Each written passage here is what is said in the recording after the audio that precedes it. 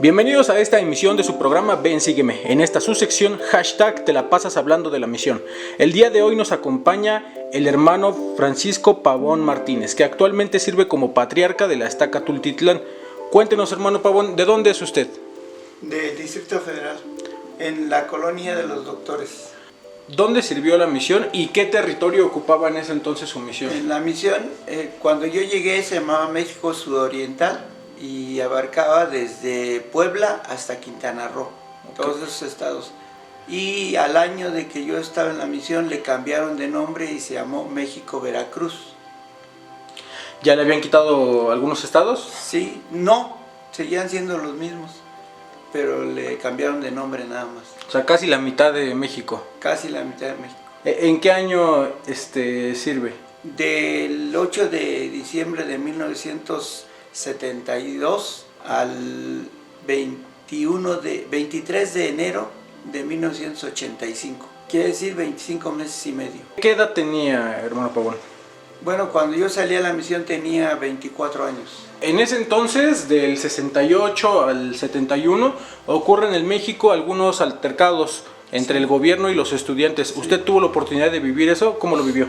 Sí, yo entonces trabajaba en una refaccionaria de bicicletas y vivía ahí en la parte de la colonia Morelos, pero desde ahí se visualiza todo, subiéndose a una azotea se visualizaba todo lo que era Tlatelolco, y empecé a escuchar que había problemas y me subía a la azotea y podía ver los balazos del helicóptero hacia la calle y de la calle al helicóptero. ¿Usted nunca estuvo muy metido en las manifestaciones? No, solamente tuve algunos amigos de la iglesia que andaban metidos en eso, y cuando yo llegué a la capilla para la mutual, ellos me platicaban que no habían decidido tener nada ese día, pero pues la gente pues los engañaron a los estudiantes y los hicieron ir ahí, donde sucedió la matanza de ellos.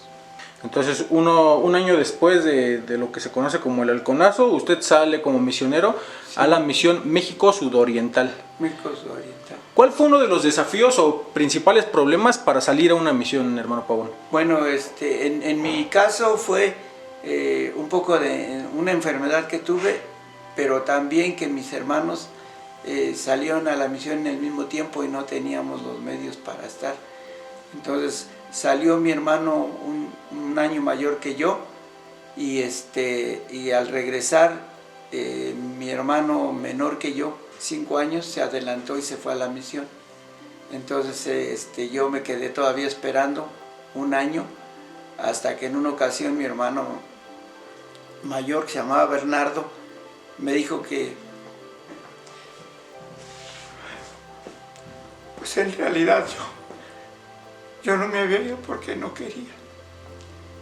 Y entonces, con el poco dinero que tenía ahorrado, y fui al templo a sellarme con mis padres, y enseguida, después de ir retrasado a la misión, porque mi llamamiento decía que era para agosto, fui al templo, regresé, y entonces salí a la misión el día 8 de diciembre. En ese entonces, ¿a qué templo fue? Al templo de Mesa, Arizona. Ahí también recibió sus investiduras. Sí, un año antes, en 1971. Ok, para poder irse a la misión. Entonces, diríamos que los problemas fueron más del tipo económico, ¿no? Como ocurre con la mayoría. Económico y enfermedad, porque estuve año y medio con un problema de un pulmón, y entonces no podía salir a la misión. Entonces, debo entender que había 3 misioneros en su familia al mismo tiempo en el campo. Bueno, sí, había 2 misioneros, o sea, mi hermano, el menor que yo, que se fue a la misión antes que yo, él tenía como unos 6 meses en la misión cuando yo me fui, y entonces después de que yo me fui, a los 2 meses salió mi hermana, que por cierto se llama Blanca Estela Pavón, no la artista. Ok, Blanca Estela Pavón. Así se llama, Blanca Estela Pavón. Entonces, ¿los 3 estaban al mismo tiempo en la misión? Al mismo tiempo en la misión. Ok. Más o menos por 8 meses. ¿Quién fue el compañero con el que mejor se llevó en la misión? Tuve un compañero con el cual pues me llevé bien, porque era un hombre muy muy alegre, ¿no? Le gustaba mucho el béisbol, pero aparte de eso era muy ocurrente, ¿no? Le gustaba hacer bromas. Él era de Estados Unidos, se llamaba Jesse Stuller y era de Milwaukee, la ciudad de las cervezas en Estados Unidos. Pero era muy alegre y él siempre quería ir al béisbol, y una ocasión casi me rogó que lo llevara al estadio de Poza Rica, en donde iban a jugar el equipo de Poza Rica y las Águilas de Veracruz. Y entonces fuimos un rato, porque en ese tiempo nosotros los lunes teníamos nuestro día de preparación, pero a partir de las 5 de la tarde teníamos que seguir predicando.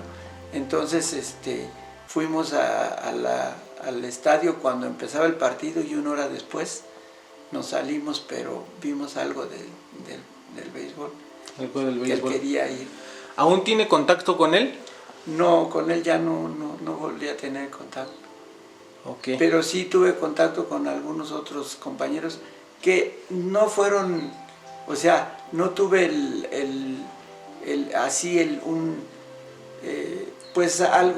sentirme contento con ellos porque eran bromistas, pero eran muy buenos.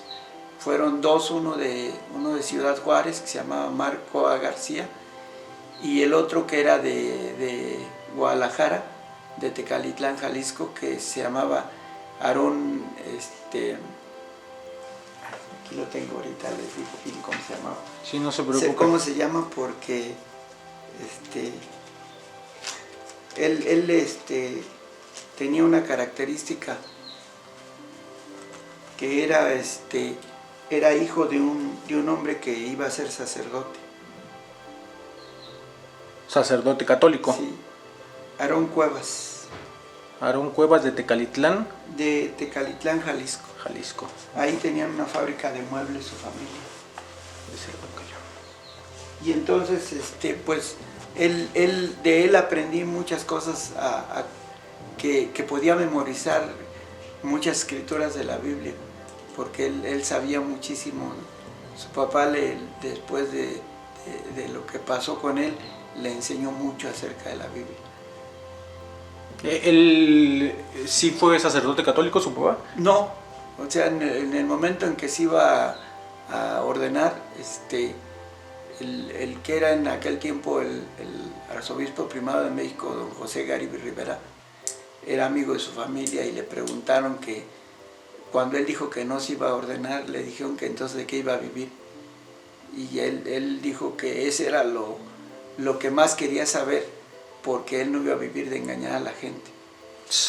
Y entonces no se ordenó.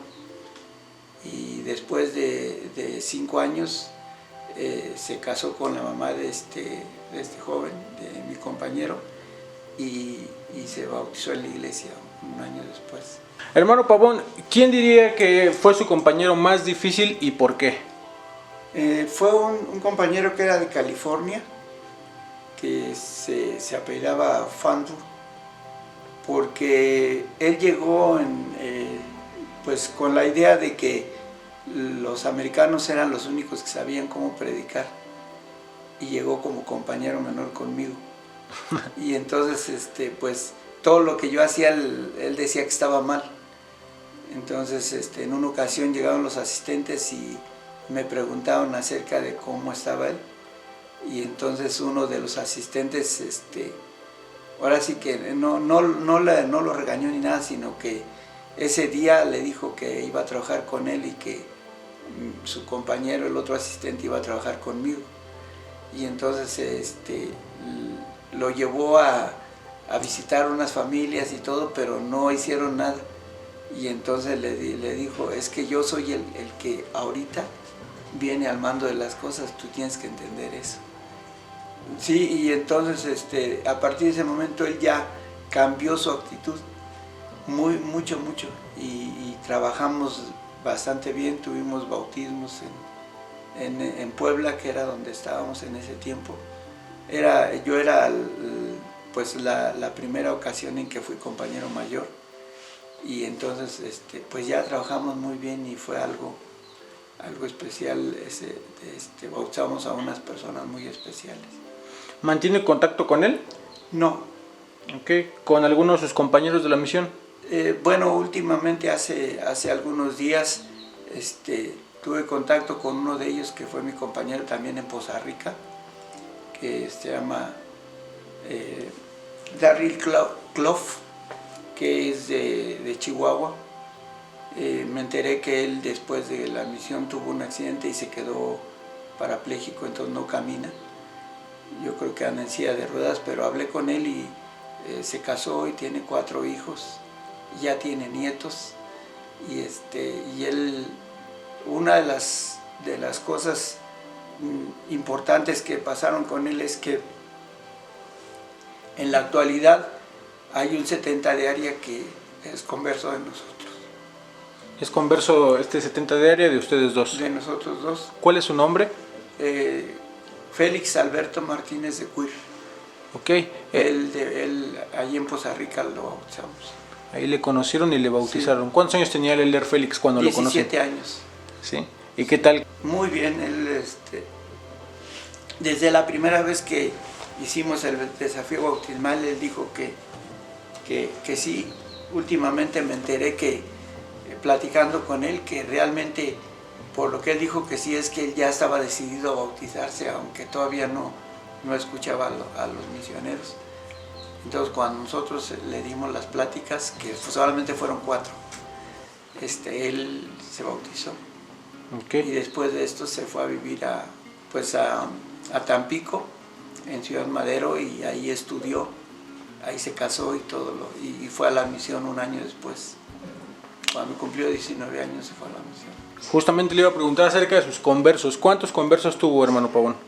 Bueno, en el tiempo de la misión, en los 2 años y mes y medio, más o menos 220. Después de regresar a la misión como misionero, destaca 11 más. Ok. ¿Hay algunos con los que todavía mantenga contacto? Sí, bueno, que los he encontrado a través del tiempo, sí, algunos en Oaxaca y en esto, y que sé que están ahí en la iglesia, pero en especial uno después de la misión que es patriarca y es sellador en el templo. Okay. ¿Cuál es su nombre? Se llama José Luis González. ¿En el templo de Veracruz? No, de México. Ok, en el templo sí, de aquí, México. aquí. Esto fue después de la misión. Okay. Cuando lo bautizamos. A él y a su familia. ¿Su último cambio con quién lo tiene en la misión? Bueno, no, su último cambio de mi hermano, el que se había ido antes a la misión, okay, fue ser mi compañero por 27 días. ¿Cómo le fue en esos 27 días en ese mes? Muy bien, o sea, realmente, o sea, el presidente era algo, yo puedo decir que mi presidente fue el mejor. Y yo lo digo sin duda porque él sabía que mi hermano ya estaba en una época en que pues ya nomás era pensar en regresar a la casa. Y en ese momento me manda a mí y entonces yo tuve que hacer el trabajo de animarlo a seguir trabajando. Y tuvimos algunos bautismos en ese mes, en esos 27 días, muy buenos. ¿Dónde estuvieron? En Coatzacoalcos, Veracruz. Okay. ¿En dónde más estuvo en la misión patriarcal? Bueno, si les digo todos los lugares, fueron poquitos. Estuve en la ciudad de Tuxtla Gutiérrez, mi primer lugar. Sí, ahí solamente tuve un compañero por mes y medio. Después fui a Mérida, donde estuve 3 meses y medio. Y en ese momento mi hermano andaba en Tapachula y luego en lo que yo llegué él fue a Mérida y luego él se fue de Mérida a otro lugar y yo me quedé en Mérida, o sea que andaba más o menos siguiéndolo, ¿no? Entonces él estuvo después en otro lugar, en Martínez de la Torre. Entonces yo fui de Mérida a Poza Rica, de Poza Rica él fue a la ciudad de Veracruz y luego fue a Coatzacoalcos. Y allí en Coatzacoalcos, cuando yo llegué para ser su compañero, él todavía no sabía. El compañero que tenía era un amigo de la infancia, que conocimos cuando éramos pequeños, era su compañero, y después él cuando me vio pues no sabía si realmente era cierto que yo iba a ser el compañero de mi hermano. Y pues sí, tuve la ayuda de todos pues el líder de distrito y todo, y pudimos hacer que mi hermano trabajara ese tiempo. Y después ya pues al salir él, sucedió algo que es inusual en la misión, pero que sucedió. El presidente me dijo que de momento no tenía compañero para mí, porque no había misioneros, pero que él tenía confianza en que yo iba a poder hacer las cosas solo. Iba a auxiliarme de los jóvenes de Coatzacoalcos para predicar. Y sí tuve algunas, en esos 15 días, bastantes pláticas. Pudimos platicar con mucha gente, acompañándome los jóvenes. Y el líder de distrito nada más estaba al pendiente de que todo estuviera bien. ¿Qué es lo más raro que comió en la misión? Que usted no había comido aquí en la Ciudad de México. Pues la verdad es que todo lo que comí era diferente a lo que yo comía aquí en casa. Pero una de las cosas que yo aprendí de niño es que cuando si yo decidía ir a la misión, tenía que comer todo lo que me dieran. Y pues lo que yo recuerdo así que fue más como que uno no se lo hubiera comido, es una ocasión que en Tuxtla Gutiérrez nos invitaron a comer un hermano, pero su casa estaba infestada de moscas, y entonces hasta en la comida se paraban las moscas y tuvimos que comer de esa manera. Okay. Y después de esto en Mérida, una ocasión, pues llegamos a una casa, pedimos un vaso de agua y nos dieron un vaso de agua, y cuando me lo estaba terminando de tomar me di cuenta que tenía como viboritas adentro, porque era agua de pozo y tenía bichitos. Okay. Pero en esa ocasión ya yo había escuchado al presidente de la misión, el presidente Benjamín Parra de Tula, y él decía que nosotros nos enfermábamos porque queríamos. Y entonces yo dije, no, esto no me va a pasar nada, nunca me pasó nada. Okay. ¿Y su presidente de misión entonces era de Tula? De Tula, el presidente Benjamín Parra. Ok. ¿Qué fue una anécdota graciosa, algo gracioso o divertido que le ocurrió en la misión? Es que hay varios, pero en especial... Bueno, ya la tengo. Ok. Bueno, en especial una de las cosas que me sucedieron que son más graciosas es que durante 27 días yo fui un elder mentiroso para la gente de Coatzacoalcos, porque ellos no podían aceptar que hubiera dos hermanos como compañeros. Entonces decían que solamente había un Pavón y que el otro era un elder mentiroso. Y eso fue todo el mes, todos los 27 días que fuimos compañeros. Y entonces, cuando el último día que estuvimos juntos, tuvimos una reunión con el presidente de la misión y los hermanos de Coatzacoalcos, porque los invitó él para pedirles cómo podían ayudarnos.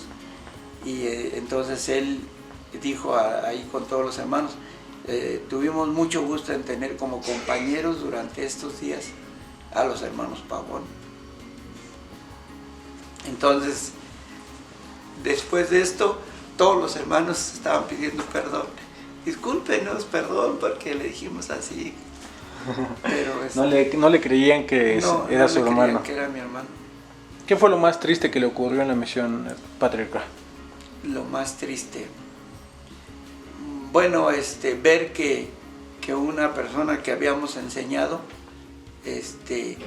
a los 2 o 3 días de que le enseñamos y que se bautizó, decidiera hacer todo lo contrario de eso. Era una joven que en primera instancia había sido casi obligada a abortar por la persona con la que vivía, y que ella había decidido separarse de él y poder bautizarse, y a los pocos días que nació su bebé, otra vez estaba viviendo con él y nos dijo que iba a estar con él siempre, y ya no quiso regresar a la iglesia. ¿Cuántos presidentes de misión tuvo y qué fue lo que aprendió de ellos? Nada más uno durante los 2 años. Pues del presidente. lo que me quedó más grabado de él es que él siempre tenía metas altas, siempre. Yo puedo decir que en ese tiempo la misión a la que estuve fue la mejor misión del mundo, por muchas cosas. Fue la que creció más en cuanto a estacas o ramas, fue la que tuvo más número de bautismos en el tiempo que él estuvo, y puedo decir que sus metas eran muy altas, mucho. Y una de ellas fue que en una ocasión él dijo que en un mes íbamos a bautizar a 1000 personas. Y después subió la meta y llegamos en un mes a bautizar 2008 personas, en un mes en la misión, con 119 misioneros. Okay. Y un área tan grande. Entonces el tipo de metas que tenía. Sí. Y además era muy espiritual. Él podía saber en cualquier momento, podía saber cuando un misionero tenía problemas y le hablaba por teléfono para ver qué estaba pasando. Patriarca, todos pudimos haber hecho algunas cosas mejores en la misión. Menciónenos una cosa que pudo haber hecho usted mejor en su misión. En el hecho de dar mi tiempo como era, sí lo hice, pero sí hubo ocasiones en que me dio temor hablar con algunas personas porque yo sentía que tenían un espíritu mal y me dio temor hablar con ellos. Y yo creo que eso, si lo hubiera hecho en esa ocasión, hubiera resultado en algo mejor. Que el haber abierto su boca. Sí. Hermano Pavón, regresa en 1975 a casa. ¿Con qué problemas o desafíos se enfrenta al regresar? Pues uno de los primeros es no tener que trabajar, para no tener trabajo, ¿no? Porque pues el trabajo que había dejado en el tiempo que me fui a la misión, pues ya no iba a poder tenerlo, porque además de eso yo había rechazado regresar a ese trabajo con un puesto mayor, porque ellos querían que me regresara yo estando en la misión, y yo les dije que no iba a regresar. Okay. Era una fábrica, pero iba a tener un puesto en el cual me iban a pagar 3 veces lo que había ganado cuando estaba trabajando ahí. Ok, entonces el no tener trabajo. Sí, tardé 3 meses en conseguir un trabajo. Después de regresar a casa, Patriarca, ¿en cuánto tiempo se casó? Bueno, la verdad es que yo tardé algunos años en hacerlo. Tenía algunos desafíos en casa, pues trabajar, porque tenía hermanos pequeños que todavía teníamos que ayudarles a crecer y eso. Y pues tenía la decisión de poder estudiar y esto.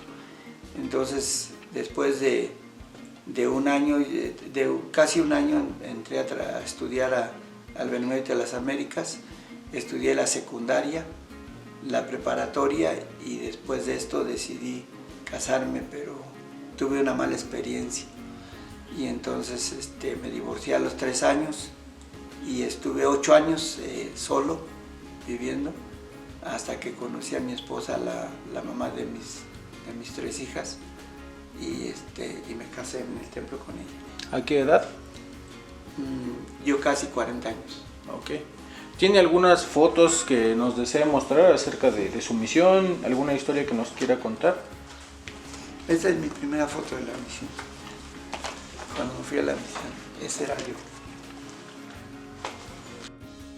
Cuando yo llegué a la misión, este era el manual misional.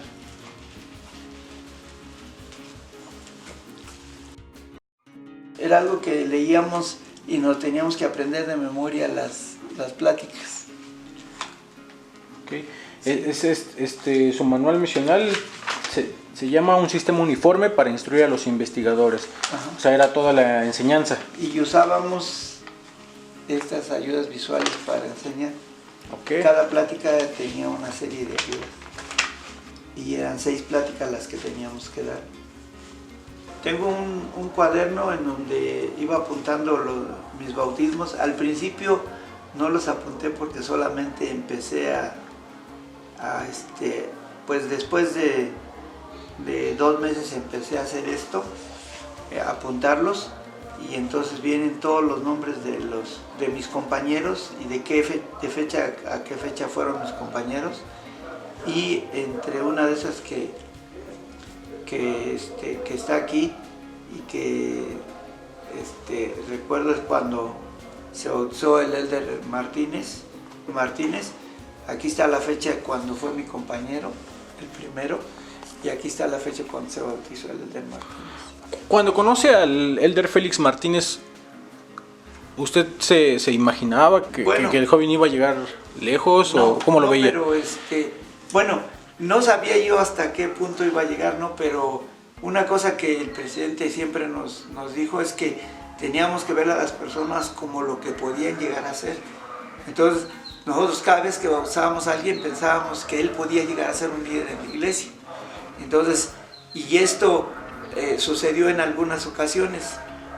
Uno de los ejemplos que puedo dar, aparte de Edel Martínez, es que, por ejemplo, en Oaxaca, cuando yo estuve en mi última área, conocí a una hermana que se bautizó ella y su hijo, dos de sus hijas y su nieto, un nieto hijo de una de ellas, pero solamente quedaron como activos en la iglesia la hermana y su nieto.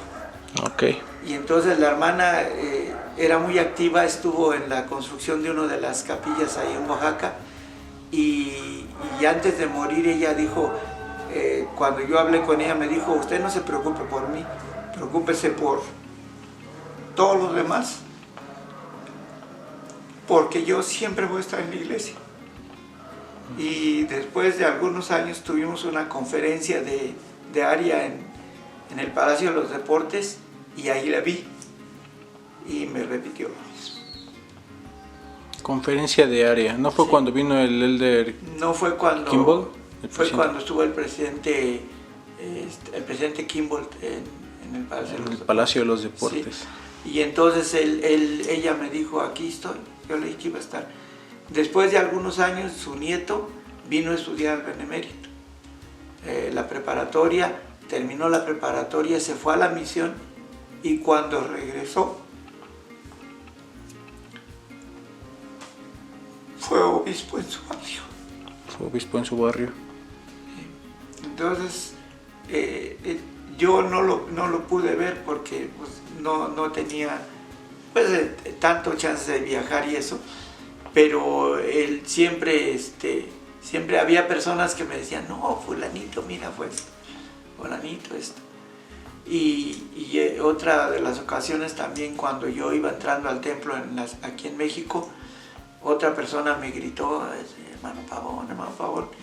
Y entonces, pues yo no la reconocía porque pues, ya habían pasado como unos 20 años después de que la conocí, y entonces 20 o 25 años, y entonces ella me dijo, me dio su nombre, se llamaba Urbis Nermis. Entonces por ese hecho yo recordé luego quién era ella. Era una joven que bautizamos con sus papás en Veracruz, y entonces ella en esta ocasión había venido a sellarse con su esposo y ya a preparar a su hijo para ir a la misión. O sea, se sellaron con sus hijos, y me dijo, mi hijo pronto se va a ir a la misión. Yo creo que esas cosas son las que un misionero no puede alcanzar a ver cuando está en el campo, la repercusión. Sí. ¿Qué más tiene por enseñarnos, hermano? Bueno, nosotros recibíamos una revista que se llama El Faro. Cada mes recibíamos una revista de estas en la misión, en la cual hacían un comparativo de lo que habíamos hecho en la misión. O sea, todos los misioneros recibíamos una carta del presidente y recibíamos el comparativo de los bautismos, quienes se habían ido ya a su casa, un comparativo de la misión, ¿no? Cuántos bautismos habían tenido, cuántas horas de estudio personal o como compañeros, los cumpleaños de los misioneros que cumplían años en ese mes, y siempre pues el ánimo del presidente, ¿no? Para que siguiéramos haciendo lo necesario por estar bien ahí. Entonces, en una de estas está mi hermano y en uno de los lugares y yo en otro, en la misión. Entonces aparecen ahí cuántos bautismos habíamos tenido y todo esto. Esta es esta es mi recomendación del templo cuando fui para irme a la misión. Okay.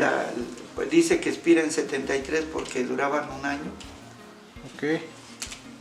Y en 1974, cuando vino el presidente Kimball a una actividad en el Auditorio Nacional que se llamaba El Profeta Habla, yo estaba en Puebla y el presidente Kimball fue a inaugurar una capilla a Puebla, la capilla del Estacabal Sequillo. Y entonces nosotros fuimos a cenar al Sambors, y aquí tiene la fecha del día anterior, 14 de diciembre, y el día 15 el presidente Kimball inauguró la capilla y tuvimos la oportunidad de saludarle cada uno de nosotros. En ese tiempo yo no tenía fotos, utilizaba mandar a revelar los rollos a Estados Unidos y me mandaban puros diapositivas así. Si se encontrara con el Elder Pavón de ese entonces, de 1972 al 75, ¿qué le diría usted a él? Pues yo creo que el consejo que siempre pues yo quise dar a mis compañeros y que yo le daría es que continúe siendo fiel en la iglesia, porque ese era lo que el presidente nos decía, ¿no? A pesar de todas las cosas deben de estar en la iglesia, ser fieles, y el Señor les va a dar lo que necesitan. Una de las cosas que Él nos enseñó es que cuando nosotros éramos fieles y pudiéramos guardar todos los mandamientos y las reglas de la misión, el Señor estaba obligado a darnos lo que nosotros necesitáramos. A lo mejor sí, en algunos momentos no tuve la capacidad de estar siempre al 100%, pero nunca he dejado de asistir a la iglesia, siempre he estado activo. Yo, cuando alguien me preguntó que si yo